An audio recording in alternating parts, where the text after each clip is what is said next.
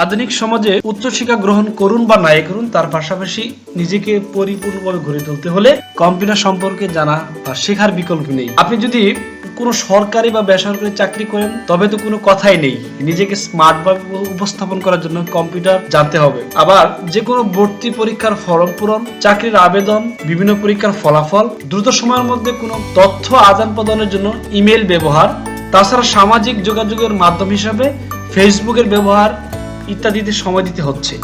তরকারিতে যেমন স্বাদ হয় না লবণ ছাড়া, তেমনি ঠিক বর্তমান সময়ে কম্পিউটার বিষয়ে জ্ঞান ছাড়া জীবনের পরিপূর্ণতা পায় না। তাছাড়া জীবিকা নির্বাহ করে বেঁচে থাকতে হলে বর্তমানে কম্পিউটার শিখতেই হবে। এ কথাটা বারবার নতুন করে বলার কিছু নেই। শুধু যে কম্পিউটার সংক্রান্ত কাজ করলে কম্পিউটার শিখতে হবে বা কম্পিউটার শেখার দরকার আছে তা নয়।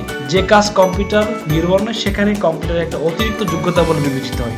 একজন দক্ষ কর্মী যদি কিবোর্ড কি করে চালাতে হয় তা জানা না থাকে, তাহলে সামান্য মেল চেক করা বা তার জন্য জবাব দেওয়া একটা বড় ধরনের বিপর্যয়ের সৃষ্টি হয়। কম্পিউটার ব্যবহার একজন দক্ষ কর্মীর উৎপাদনশীলতা বাড়িয়ে দেয় অনেক গুণ বেশি। আসলে আমরা কম্পিউটার শিক্ষা হলো একটা প্ল্যাটফর্ম। আধুনিক জীবন এবং আধুনিক যুগে যদি নিজেকে পরিপূর্ণ হিসাবে এবং নিজেকে যথাযথভাবে উপস্থাপন করার জন্য কম্পিউটার শিক্ষার কোনো বিকল্প নেই।